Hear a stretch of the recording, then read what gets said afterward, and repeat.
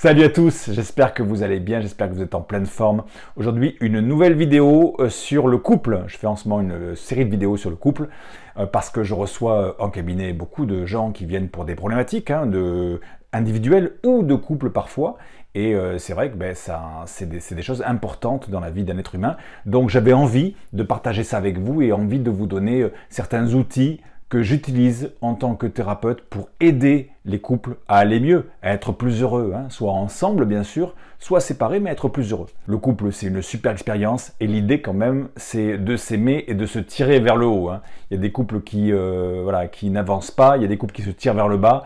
Voilà, c'est un petit peu hors sujet. L'idée du couple quand même, c'est de s'apporter de l'amour, de s'épanouir et de se tirer vers le haut. Ce qu'il faut savoir, c'est que on n'est pas deux dans un couple. On a l'impression qu'on est deux dans le couple, mais non, on n'est pas deux. Et on n'est pas un non plus, parce que souvent, il y a des couples, souvent c'est des jeunes couples, peut-être un peu immatures, ils ont l'impression que à partir du moment où ils se mettent en couple, ils fusionnent et ils ne font plus qu'un. D'ailleurs, on dit ma moitié, ma moitié, c'est ma moitié, elle est ma moitié. Deux moitiés, ça fait un. Ben non, on n'est pas une moitié, on est des êtres entiers. Et en couple, le danger, quand on commence à faire qu'un, qu'on est fusionnel, qu'on fait tout ensemble, qu'on passe nos journées ensemble, nos nuits ensemble, qu'on se dit tout, qu'on se cache rien, qu'on se regarde les téléphones portables, etc.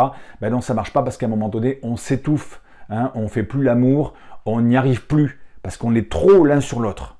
En couple, on n'est pas deux, on n'est pas un, on est trois en couple. On est trois en couple. Il y a lui, il y a elle et il y a le couple. Et on ne fait pas tout dans le couple, on ne met pas toute son énergie, on ne s'investit pas complètement dans le couple, voire on ne se perd pas dans le couple. Le couple, c'est trois personnes. C'est lui, c'est elle et il y a le couple. Lui, il va mettre dans le couple un certain nombre de choses. Il va investir une partie de son énergie dans le couple, mais lui, il va aussi avoir ses activités à lui, ses centres d'intérêt, son boulot, son sport, ses copains, ses sorties, tout ça. Et elle, pareil, elle va pas tout mettre dans le couple, elle va y mettre une quantité d'énergie qui est proportionnelle à la quantité d'énergie qu'il y met lui aussi, parce qu'il faut pas que dans le couple, il y en ait un qui s'investisse plus que l'autre. Elle va y mettre son énergie, mais elle va aussi avoir de l'énergie pour son job, pour ses copines, pour son sport, pour ses sorties, etc. Voilà, déjà, c'est important, je trouve, de considérer le couple comme quelque chose où on est trois dedans. Il y a lui, il y a elle et il y a le couple, et on ne met pas tout dans le couple. On met une grande partie dans le couple, qu'on partage ensemble, qu'on produit ensemble, mais par contre, il ne faut pas s'oublier. Et c'est souvent l'erreur que font certains couples, où ils vont s'oublier dans leur couple, ils vont ne faire plus qu'un avec l'autre à l'intérieur du couple, et il y a un moment donné, 5 ans, 10 ans après, on se réveille, on a l'impression de ne pas avoir vécu sa vie à soi, on a l'impression de s'être oublié pour l'autre, et c'est pas ce qu'il faut. Le couple, on s'y retrouve, mais on ne met pas toutes ses billes dans le couple. Vous savez, on dit on ne met pas tous ses œufs dans le même panier. C'est exactement pareil pour le couple. Il faut avoir sa vie à soi, il faut que l'autre ait sa vie, et on se retrouve dans le couple. Et c'est très bien comme ça, parce que c'est comme ça que ça fonctionne. Et puis, une deuxième chose que je voulais partager avec vous par rapport à cette histoire de couple, c'est qu'a priori, quand on se met en couple, c'est pour s'aimer, c'est pour avoir de l'amour. Alors attention, il ne faut pas se mettre en couple par besoin d'amour, par besoin de satisfaire des attentes incroyables, par besoin de combler sa solitude. Il ne faut pas se mettre ensemble par besoin, il faut se mettre ensemble par envie, mais envie de partager cette expérience d'amour et d'épanouissement.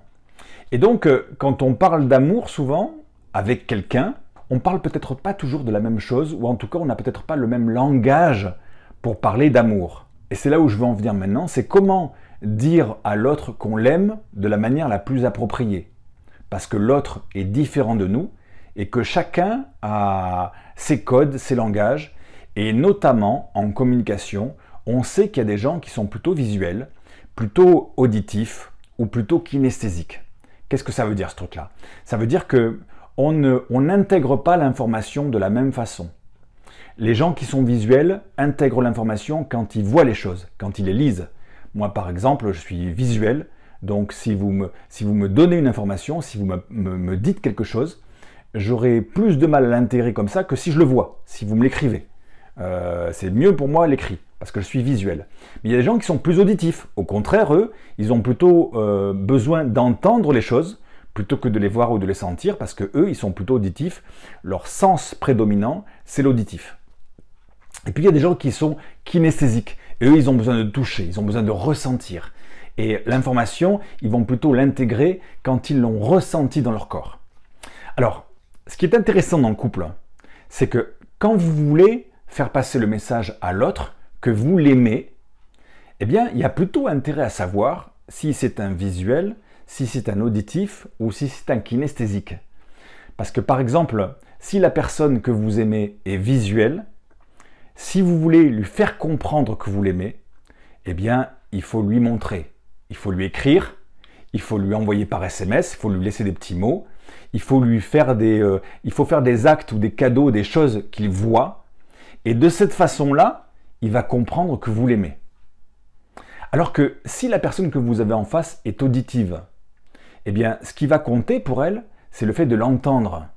Il y a des gens des fois qui disent mon partenaire me dit jamais qu'il m'aime. Et l'autre répond, mais j'arrête pas de te le montrer, je te l'ai écrit, je t'ai fait des cadeaux, etc., je t'ai offert des fleurs.